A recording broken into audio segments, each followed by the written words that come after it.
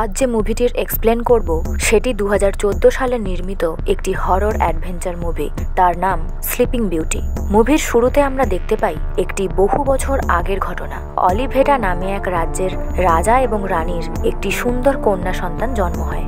তাকে আশীর্বাদ দেওয়ার জন্য তারা সেই রাজ্যের সকল পরীদের আমন্ত্রণ করে, কিন্তু দুর্ভাগ্যবশত একজন পরীকে ইনভাইট করতে তারা ভুলে যায়। সেই অনুষ্ঠানে রাজকন্যার নামকরণ করা হয় ডন। তারপর 3 রাজ্য থেকে আসা 3 জন পরী একে একে রাজকন্যাকে আশীর্বাদ দিতে শুরু করে। প্রথম পরী এসে তাকে আশীর্বাদ করে বলে সে তার জীবনে সত্যিকারের ভালোবাসা পাবে। দ্বিতীয় পরী তাকে আশীর্বাদ করে এটা বলে যে তার মন সবসময় সত্যের পথে চলবে। আর তৃতীয় পরী আশীর্বাদ দেয় তার জীবন সবসময় খুশি এবং ভালোবাসায় ভরে থাকবে। তারপর সেখানে সেই শয়তান পরী ট্যাম্ব্রিয়া চলে আসে, যাকে তারা ইনভাইট করতে ভুলে গেছিল।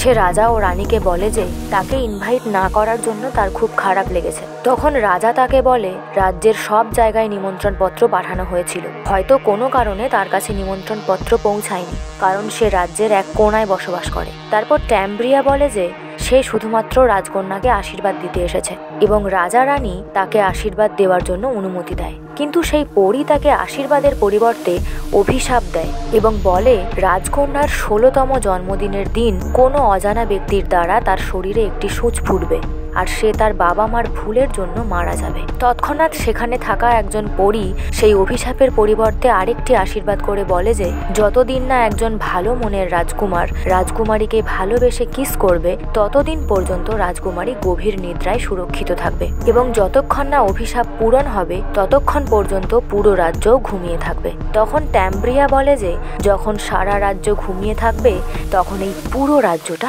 আমার হয়ে যাবে। দ্বিতীয় পরীটি তাকে অভিশাপ দেয় এটা বলে যে মৃত্যু আর ধ্বংস তার জীবনে লেখা থাকবে। এই রাজ্যের সিংহাসনে বসে রাজ্য চালানোর স্বপ্ন কখনোই তার পূরণ হবে না। তারপর ট্যাম্ব্রিয়া সেখান থেকে চলে যেতে চাইলে সেই 3টে পরী তাকে আটকানোর চেষ্টা করে। আর একজন পরী বলে যতদিন না এই বরদান পূরণ হবে ততদিন তুমি এই রাজ্যে একাই থাকবে। কিন্তু ট্যাম্ব্রিয়া সেই 3টি পরীকে মেরে সেখান থেকে পালিয়ে যায়। ট্যাম্ব্রিয়ার সেই অভিশাপ যাতে পূরণ না হয় অলিভেটা রাজ্যের রাজা সমস্ত সূঁচ ধ্বংস করে ফেলার আদেশ দেন। রাজা পাঁচিল দিয়ে পুরো রাজ্যটাকে ঘিরে ফেলে। রাজকন্যা ডনকে তার 16তম জন্মদিন অবধি প্রাসাদেই বন্দি করে রাখে। এরপর 15 বছর পরের ঘটনা, অর্থাৎ রাজকন্যার 16তম জন্মদিনের দৃশ্যটি দেখানো হয়। রাজকন্যা খুব এক্সাইটেড ছিল এই ঘর থেকে বাইরে বেরোনোর জন্য। রানী ভায়োলেট তাকে বলে আজ যখন চাঁদ উঠবে আর তোমার শরীরে কোনো সূচ ফুটবে না তখন থেকে আমরা আনন্দ উদযাপন করব। তারপর যখন চাঁদ ওঠে এবং অভিশাপ কেটে যায় তখন পুরো রাজ্যে উৎসব পালন হয়। তারপর রাজা এবং রানী রাজকন্যা ডনকে বাইরে নিয়ে আসে এবং সে বাইরের দৃশ্য দেখে খুবই আনন্দিত হচ্ছিল, কারণ সে এই প্রথমবার বাইরের জগৎ দেখছে।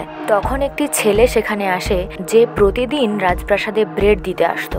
তাকে রাজকন্যার খুব ভালো লাগতো। সেই উৎসবের দিন ছেলেটি ডনকে ডান্স করার প্রপোজাল দেয় এবং ডন তার মায়ের অনুমতি নিয়ে তার সাথে ডান্স করতে থাকে। ডান্স করতে করতে ছেলেটি ডনকে বলে যে আপনার জন্য একটি উপহার আছে। তারপর সেই ছেলেটি তাকে অন্য একটি জায়গায় নিয়ে যায় এবং সেখানে গিয়ে সে তাকে একটি পোশাক উপহার দেয়। তখন রাজকন্যা ছেলেটিকে জিজ্ঞাসা করে এত সুন্দর জিনিসটা তুমি কিভাবে বানিয়েছো? তারপর সেই ছেলেটি একটি সূঁচ বের করে রাজকন্যাকে বলে তুমি তো এটা ছুঁতে পারবে না, আর কাউকে বলো না যে আমি এটা দিয়ে বানিয়েছি। রাজকন্যা ডন বলে কেন ছুঁতে পারবো না? আজ আমার 16তম জন্মদিন এবং ওই অভিশাপও কেটে গেছে। তারপর সে সূঁচে হাত দেওয়া মাত্রই সেটা তার আঙুলে ফুটে যায় এবং সে তৎক্ষণাৎ গভীর নিদ্রায় চলে যায়। আসলে নিজের অভিশাপকে বাস্তবে পরিণত করতে ট্যাম্ব্রিয়া নিজে সেই ছেলেটির রূপ ধারণ করেছিল। তারপর ট্যাম্ব্রিয়া তাকে টানতে টানতে রাজপ্রাসাদের ভেতরে নিয়ে যায় এবং ধীরে ধীরে রাজা রানী সহ পুরো অলিভেটা রাজ্য গভীর নিদ্রায় নিমজ্জিত হয়ে যায়। তারপর ট্যাম্ব্রিয়া পুরো রাজ্যটা দখল করে নেয়। এইভাবে অভিশাপ এবং আশীর্বাদ দুটোই ফলে আর রানী ট্যাম্ব্রিয়া পুরো রাজ্যে একাই বাস করতে থাকে। তারপর 100 বছর পরের সময়কার ঘটনা দেখানো হয়। লিপসকম্ব রাজ্যের রাজকুমার জয়সন বলে যে তার বাবা অর্থাৎ সেই রাজ্যের রাজা ততদিন পর্যন্ত তাকে রাজ্য দেবেন না যতদিন না সে বিয়ে করে একটি পুত্র সন্তান জন্ম দেয়। রাজকুমার জয়সন ভীষণ নির্দয়, নিষ্ঠুর এবং স্বার্থপর ছিল। রাজকুমারের সমস্ত সাজা সেই রাজ্যে কর্মরত একটি ছেলে যার নাম ছিল ব্যারো তাকে ভোগ করতে হতো প্রতিদিন চাবুকের মার খেয়ে। পরদিন সকাল সকালে পাখির বাসা থেকে ডিম পাড়তে গিয়ে সে কিছু কাগজের টুকরো দেখতে পায়। তার ভেতরে ধাঁধার মতো কিছু লেখা ছিল। তারপর সেই কাগজগুলোকে পরপর জুড়ে সে সেখানে একটি ম্যাপও দেখতে পায়। টিউটর এসে ব্যারোকে জিজ্ঞাসা করে যে সে এত সকাল সকাল উঠে কি করছে। তখন ব্যারো তাকে সেই কাগজটি দেখায়। সেটা দেখে টিউটর তাকে বলে এটি একমাত্র স্লিপিং বিউটিই লিখতে পারে। তখন ব্যারো তাকে স্লিপিং বিউটির সম্পর্কে জিজ্ঞাসা করায়। টিউটর তাকে সমস্ত ঘটনাটা বলে, আর এও বলে যে সেই রাজ্যে যে গেছে সে আর কোনোদিন ফিরে আসেনি। ওটা একটা অভিশপ্ত রাজ্য বলেই সবাই জানে। তখনই প্রিন্স জয়সনের বন্ধুরা সেখানে চলে আসে আর ব্যারোর হাত থেকে কাগজটি কেড়ে নেয়। জয়সন টিউটরের কাছ থেকে জানতে চায় কাগজটিতে কি লেখা আছে।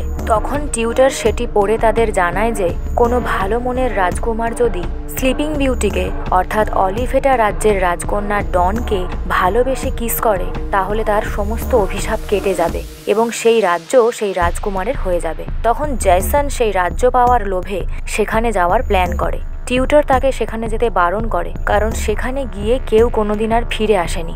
কিন্তু রাজকুমার কারোর কোনো কথা না শুনে সেই রাজ্যের উদ্দেশ্যে যাত্রা শুরু করে। তার সাথে ব্যারো আর টিউটরকেও পথপ্রদর্শক হিসেবে নিয়ে যায়। তারপর তারা সেই মস্ত বড় প্রাসাদের সামনে একটি জলাশয়ের কাছে পৌঁছায় এবং সেটা পার করে কিভাবে তারা ওপারে যাবে সেটাই ভাবতে থাকে। ব্যারো সেখানে একটি নৌকা দেখতে পায় এবং তারা সেই নৌকাতে চেপে ওপারে যাওয়ার জন্য প্রস্তুত হয়। কিছুক্ষণ পর তারা জলের মধ্যে কিছু একটা অনুভব করে, আর তখনই একটা বিশাল জন্তু তাদের উপর হামলা করে। কোনো রকমে তারা দুর্গের পাড়ে গিয়ে পৌঁছায়, কিন্তু সেই জন্তুটি তাদের মধ্যে একজনকে খেয়ে ফেলেছিল।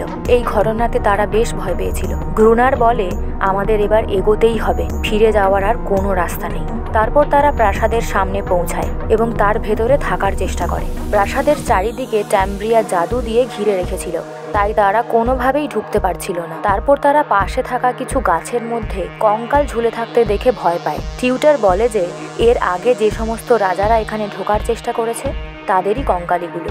জয়সন ব্যারোকে বলে প্রাসাদে ঢোকার আর কোনো দরজা আছে কিনা দেখতে, আর ততক্ষণ বাকিরা সেখানে রেস্ট নেবে।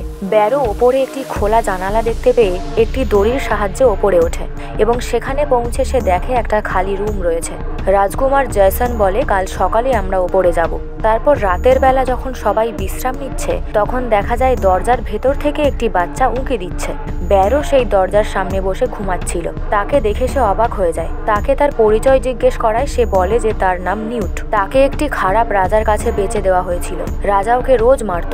তার থেকে বাঁচার জন্য সে পালিয়ে এখানে এসে লুকিয়েছে, কিন্তু এখন সে এখানে আটকে গেছে। পরদিন সকালে তারা রাজপ্রাসাদে ঢোকার রাস্তা খুঁজছিল। ব্যারো জয়সনকে বলে ওই রাজকুমারীর নাম ডন। রাজকুমারী খুবই বুদ্ধিমতী ও একজন ভালো লেখিকা ছিল। আসলে ব্যারো এসেছে সেই রাজকুমারীকে বাঁচাতে, কিন্তু রাজকুমারী ডনের প্রতি কোনো ধ্যান ছিল না। সে সেখানে এসেছিল খাজানা লুট করার উদ্দেশ্যে।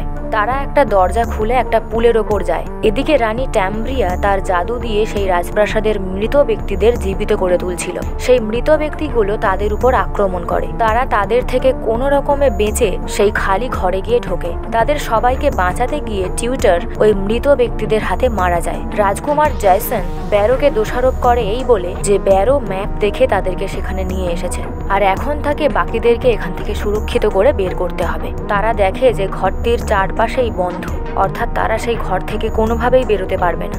তখন ব্যারো বলে যে তারা যে পথে এসেছে সেই পথেই তাদেরকে ফিরতে হবে। তারপর ব্যারোকে দড়ি দিয়ে ঝুলিয়ে দেওয়া হয় যাতে ওই মৃত ব্যক্তিরা ওখান থেকে অন্য কোথাও না যায়। সেই সুযোগে বাকিরা সেখান থেকে পালিয়ে যাওয়ার কথা ভাবে, কিন্তু ম্যাপটা একমাত্র ব্যারোর কাছেই ছিল। দেওয়ালে ঝুলে থাকা অবস্থায় নিউট ব্যারোকে প্রাসাদে ঢোকার একটা গুপ্ত পথ বলে দেয়। গ্রুনার ব্যারোকে নিয়ে আসতে গেলে ব্যারো তাকে জানায় যে ভেতরে ঢোকার রাস্তা সে পেয়ে গেছে।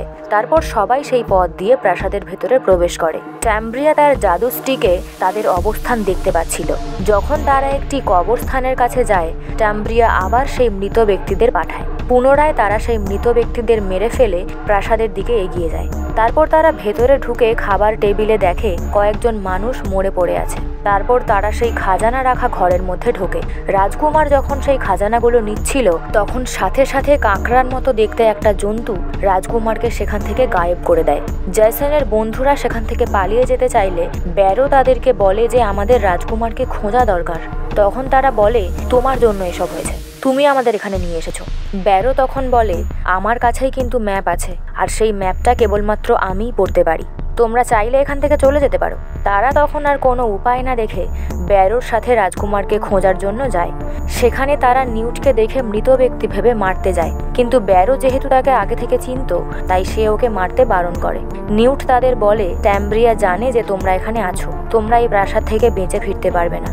তখনই সেখানে একটা বিশাল দেহী জন্তু চলে এলে নিউট সেখান থেকে পালিয়ে যায়। জন্তুটি তাদের মধ্যে আরো একজনকে মেরে ফেলে, কিন্তু ব্যারো জন্তুটির একটা হাত কেটে দেওয়ায় সেটি সেখান থেকে পালিয়ে যায়। বাকিরা সবাই মিলে রাজকুমারকে খোঁজার জন্য প্রাসাদের ভেতরে প্রবেশ করে। অন্যদিকে দেখা যায় ট্যাম্ব্রিয়া রাজকুমার জয়সনকে বন্দি করে রেখে ভয় দেখাচ্ছিল এবং বলছিল যে ট্যাম্ব্রিয়ার রাজ্য ধ্বংস হওয়ার সময় জয়সনের দাদু তাকে সাহায্য না করে তারই সামনে তার স্বামীর গলা কেটে দিয়েছিল আর তার সন্তানদের জ্যান্ত জ্বালিয়ে দিয়েছিল।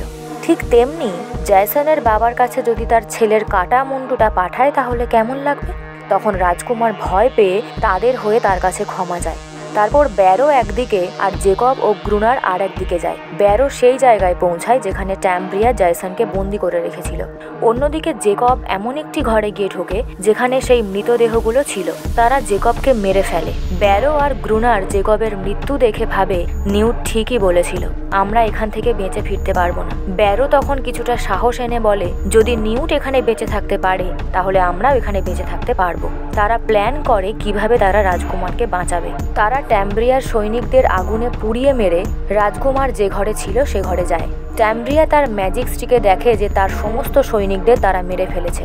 তখন সে রাগে সেখান থেকে চলে যায় এবং সেই সুযোগে ব্যারো আর গ্রুনার জয়সনকে বাঁচাতে সেই ঘরে ঢোকে। ঢোকা মাত্রই ট্যাম্ব্রিয়ার দুটো সৈনিক ওদের দুজনকে আটক করে এবং ট্যাম্ব্রিয়াও সেখানে আসে। ট্যাম্ব্রিয়া তাদের বলে যে তারা যত ইচ্ছে সৈনিকদের মারতে পারে কারণ তার কাছে প্রচুর সৈনিক আছে। ট্যাম্ব্রিয়া সেই মৃত ব্যক্তিদের আবার জীবিত করে তোলে। ট্যাম্ব্রিয়া তাদের ম্যাজিক স্টিকে দেখায় আর বলে যে তোমরা সেই দরজাগুলো খুলে দিয়েছো যেই দরজা দিয়ে মৃতরা 3টি রাজ্যে প্রবেশ করতে পারবে।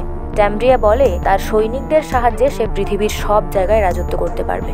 সে ম্যাজিক স্টিকে ডনকে দেখিয়ে বলে সে এবার তাকেও মেরে ফেলবে। তখন ব্যারো বলে প্লিজ ওর কিছু করো না, ওকে শুধু আমায় দিয়ে দাও, আমি ওকে নিয়ে অনেক দূরে চলে যাব, তুমি তোমার রাজ্য নিয়ে থাকো।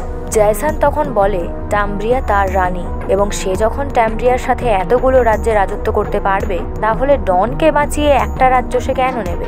আর তাছাড়া আমার বাবার লিপসকম রাজ্য কখনোই আমাকে দেবে না, তাই আমার প্ল্যান এটাই। এবং সে ব্যারোকে বলে তুমি কোনোদিন রাজকুমার হতে পারবে না ব্যারো, কারণ তুমি শুধুমাত্র চাবুক খাওয়ার জন্যই জন্মেছো। তারপর জয়সন রানীর সাথে ডনকে মারার জন্য চলে যায়। তখন সেখানে নিউট এসে ওদের দুজনের বাঁধন খুলে দেয় এবং ব্যারো নিউটকে বলে তুমি কি আমাদের রাজকুমারী ডনের কাছে নিয়ে যেতে পারবে। তখন নিউট তাদের দুজনকে নিয়ে রাজকুমারী ডনের কাছে যায়। তারপর নিউট এবং ব্যারো একটি ঘরে যায় যেখানে রাজকুমার জয়সনও আসে এবং তাদের দুজনের মধ্যে মারামারি হয়। ব্যারো বলে যে তুমি সবাইকে ধোঁকা দিয়েছো। তখন রাজকুমার বলে যে আমি কি করতাম, ট্যাম্ব্রিয়া আমাকে মেরে ফেলতো, আমার আর কোনো উপায় ছিল না, আমি ডনকে কখনোই মারবো না। তারপর সেখানে সেই হাত কাটা জন্তুটা তাদের উপরে হামলা করলে ব্যারো আর জয়সন দুজনে মিলে তাকে মেরে ফেলে। তখন জয়সন তার গলা থেকে নিজের রাজকীয় হারটি ব্যারোকে দিয়ে ক্ষমা চায় আর বলে আমার বাবা জোর করে তোমার বাবার থেকে রাজত্ব নিয়ে নিয়েছিল, তোমার অধিকার থেকে তোমাকে বঞ্চিত করেছিল, আর আজ আমি তোমায় সেই অধিকার ফিরিয়ে দিলাম, তুমি এখান থেকে চলে যাও, অন্তত একটা কাজ তো ভালো করলাম। বলে সেখান থেকে সে চলে যায়। তারপর সে সেই ঘরে গিয়ে ঢোকে যেখানে ডন ঘুমোচ্ছিল। ট্যাম্ব্রিয়া জয়সনকে তলোয়ার দিয়ে রাজকুমারী ডনকে মেরে ফেলতে বলে, কারণ সে হাজারবার চেষ্টা করেও সেই পরীদের আশীর্বাদের কথা ভেবে ডনকে মারতে পারেনি। জয়সন ডনের কাছে যেতেই সে তাকে না মেরে তাকে কিস করে জাগিয়ে তুলতে চায়, কিন্তু ট্যাম্ব্রিয়া হাসতে হাসতে বলে তুমি ওকে কখনোই জাগিয়ে তুলতে পারবে না, কারণ তুমি মোটেই ভালো মনের মানুষ নও। তখন ট্যাম্ব্রিয়া জয়সনের পেটে ছুরি গেঁথে তাকে মেরে দেয় বিশ্বাসঘাতকতা করার জন্য। তখন সে তার সৈনিককে বলে গ্রুনারকে ধরে আনতে। ট্যাম্ব্রিয়া গ্রুনারকে বলে রাজকুমারীকে যদি সে মেরে ফেলে তাহলে এই পুরো রাজ্যটা তার হবে, আর যদি না মারে তাহলে সে গ্রুনারকে মেরে ফেলবে। গ্রুনার তখন রাজকুমারীকে মারতে যায়, কিন্তু তাকে না মেরে তাকে কোলে তুলে নিয়ে একটা চেয়ারে বসিয়ে দেয় আর তার সৈনিককে মেরে ফেলে।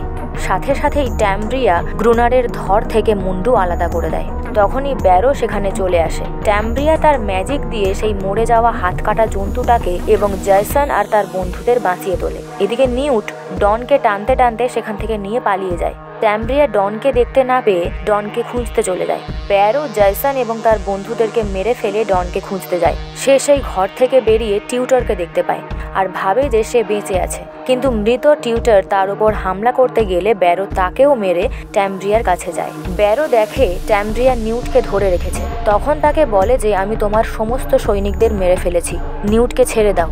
ট্যাম্ব্রিয়া তখন হার স্বীকার করার ভান করে ব্যারোকে জাদু করে মেরে ফেলে। এরপর সে আবার মৃতদেরকে জীবিত করে তোলে। এর ফলে ব্যারো জীবিত হয়। তখন ট্যাম্ব্রিয়া নিউটকে বলে, তুমি যদি ডনকে না মারো তাহলে ব্যারো তোমাকে খেয়ে ফেলবে। তখন ব্যারো কোনো রকমে ডনের কাছে এসে তাকে কিস করে জীবিত করে। আর তৎক্ষণাৎ সেই মৃত ব্যক্তিরা ধ্বংস হয়ে যায় আর ব্যারো নিজেও মরে যায়। ডন জেগে উঠতে সমস্ত কালো জাদু নষ্ট হয়ে যায় এবং রাজ্যের সবাই ঘুম থেকে জেগে ওঠে।